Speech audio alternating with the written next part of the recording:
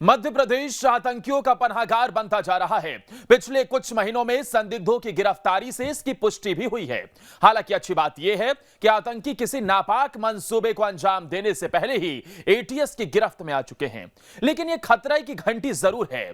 क्यों? इस रिपोर्ट के जरिए देखिए।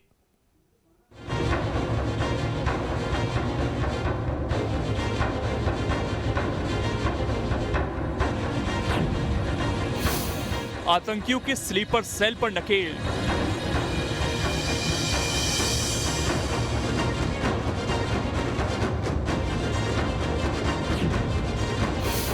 जंगलों में चलती थी फायरिंग की रेस।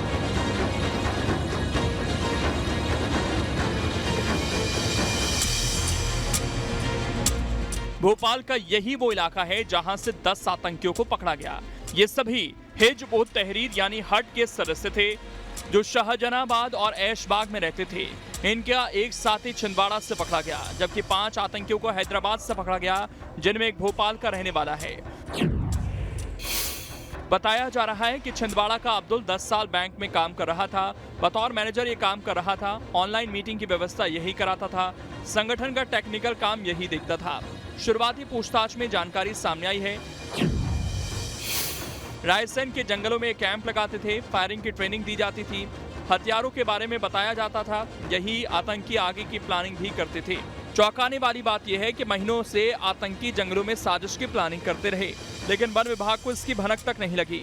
अब सवाल है कि आखिर बांग्लादेशी आतंकी मध्य प्रदेश को क्यों टारगेट बना रहे हैं? तो जानकारों के मुताबिक प्रदेश में बड़ी वारदात ना के बराबर होती हैं। आतंकियों को पनाह लेने में आसानी होती है। आसपास रहने वाले लोगों को शक नहीं होता।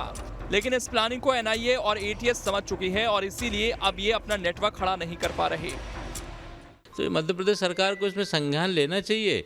और ये तो सरकार का फेल्यूर है। ये तो ऐसा ये बता रहे हैं तो मध्य प्रदेश में कहीं भी कोई भी घटना घट सकती, क्योंकि जो है गृह मंत्री जी का ध्यान ही नहीं है इसके अंदर। उनको ध्यान देना चाहिए, सरकार को इसमें संज्ञान लेना चाहिए, कठोर कार्रवाई करना चाहिए।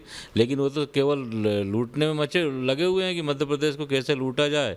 हमारे शासन की तारीफ करनी चाहिए कि जहाँ पर आतंक का अड्डा बनाने की जहाँ कोशिश की है, हमारे वन विभाग के लोग, मध्य प्रदेश पुलिस के लोग, सीआईडी, सीबीआई, इन सारे लोगों ने पर्दाफाश कर दिया है।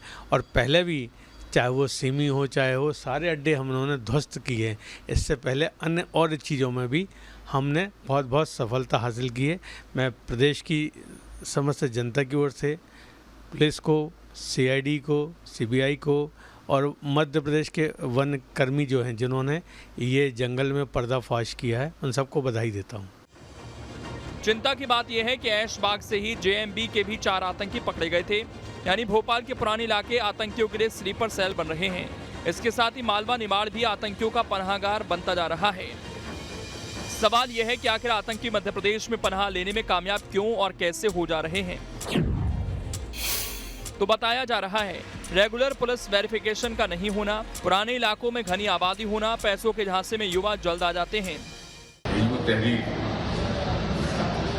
एक संगठन के कुछ संदिग्ध आतंकवादियों को गिरफ्तार किया गया और कुछ लोग मध्य प्रदेश के विभिन्न स्थानों से गिरफ्तार हुए और कुछ लोग हैदराबाद से गिरफ्तार हुए। और इनके बारे में सुरक्षा एजेंसियों ने जो किया कि ये लोग जो है देश विरोधी गतिविधियों में लिप्त थे और ये अवैध रूप से ट्रेनिंग सेंटर खिलाते थे।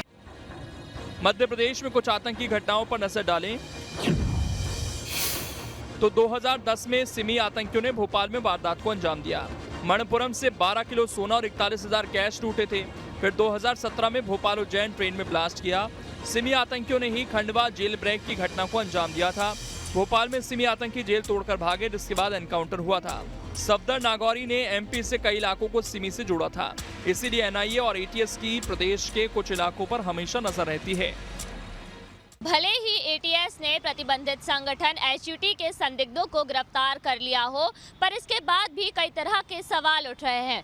सबसे बड़ा सवाल सरकार और वन विभाग के ऊपर उठ रहा है कि कैसे यह संदिग्ध राजधानी भोपाल के ही नजदीकी जंगलों में फायरिंग की प्रैक्टिस किया करते थे। वीडियो जर्नलिस्ट अभय के साथ नीलम गुरवे, न्यूज स्टेट मध्य प्रदेश। खबर तो यह है कि आतंकियों ने घर के बाहर कैमरे लगा रखे थे, घर के अंदर से आने जाने वालों पर नजर रखते थे। टीम में इंजीनियर से लेकर बैंक मैनेजर तक शामिल थे, कुछ के पासपोर्ट्स भी थे।